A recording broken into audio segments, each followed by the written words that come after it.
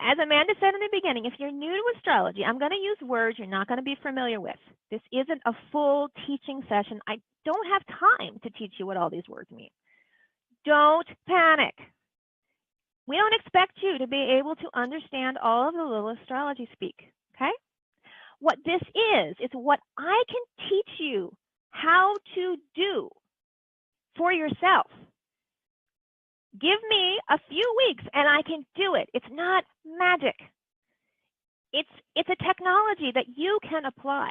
It's the amazing thing about astrology. It's great for working with when you're really intuitive and psychic. It's an awesome tool, but it's a tool you don't have to be psychic to use. You just have to follow it step by step and get amazingly detailed answers. Okay, if you are tuning in and you've been studying astrology for a while, you will notice that I'm using some very traditional techniques.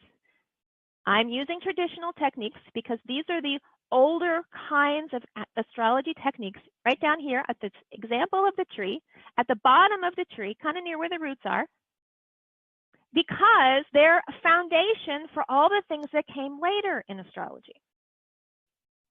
This tree is a great metaphor for everyone to understand.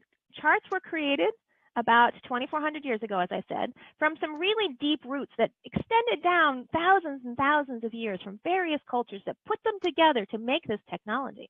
And from there, it grew into various streams of astrology. One split off for Indian astrology and all through Western astrology and the Renaissance. Up here, almost died out in the West in the scientific revolution, but we're up here where the little apple is for modern astrology. If you've learned modern astrology in the last 40 years, and nothing else, you are in this little apple, okay?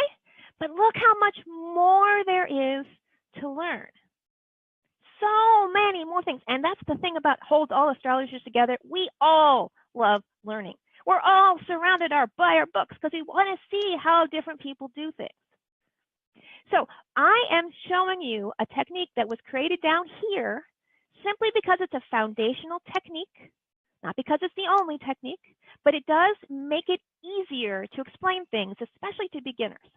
It simplifies things. Well, and Donna, doesn't it set beginners up, or even intermediate students who maybe have started at the modern astrology, to then be able to go on any branches of the tree later? Exactly. When you have the pieces that hook things together, you realize, wait, oh, okay, you're doing it this way because of this.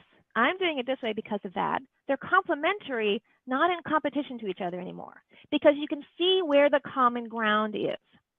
So I'm using a very common ground kind of astrology.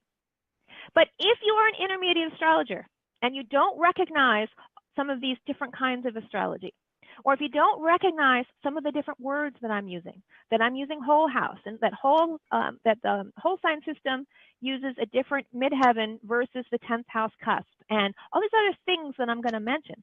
If you're not familiar with these terms, chances are you probably have some gaps in the way you learned astrology. And that's not bad. We all have things that we don't know a complete. I mean, I've been studying this for 24 years and I don't know everything.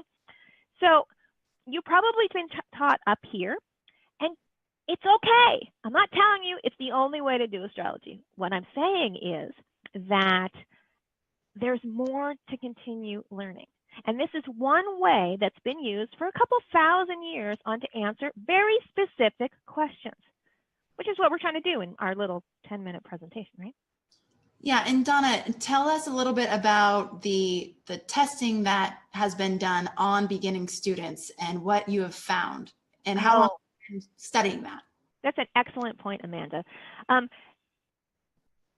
In the astrological community, there are several large astrology schools. Kepler College is one of them. The International Academy is another one. There's some in Europe.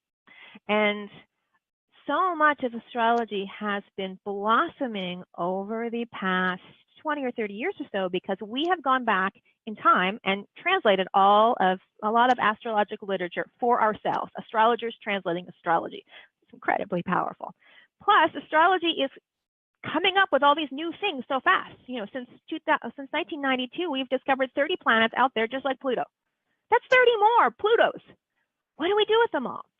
And so at these schools where people are teaching from all different kinds of astrology, they have been testing out, how do you teach beginners a program that honors what we have found in the past and that we're discovering in the future, and allows us to talk to all of these different types of astrologers, not knowing what people are going to specialize in at the end of the day. And so this has been tested for the last 10 or 15 years over and over again. 10 students, 20 students, 30 students, 50 students at a time that have gone through these classes to see what works, what sticks, and what doesn't work, and then refined. So you're getting the benefits of having tried things out. And this is the first time we've actually been able to put it into a larger audience. And that's what the amazing thing about Astrology Hub is. We have the capacity to reach a lot more people.